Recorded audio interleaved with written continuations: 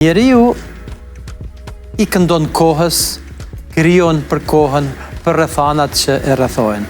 Pra, rrethanat që na kanë rrethu ne shqiptarët në vite para luftet, I dim të gjithë.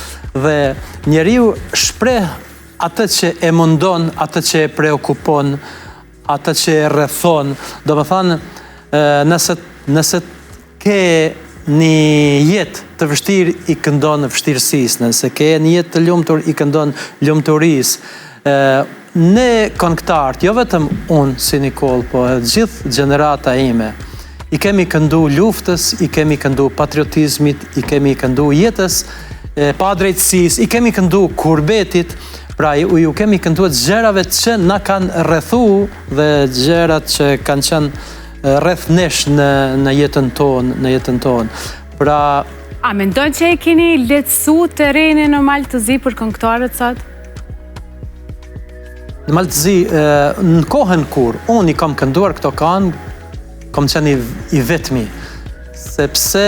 Kjo është një farë forme edhe vullnet ju keni jap të tjerëve që kanë gjenë pas te? Unë në atë kohë isha student dhe këtu në Kosovë, si që kam mësu, gjithë shka tjetër kam mësu dhe patriotizmin.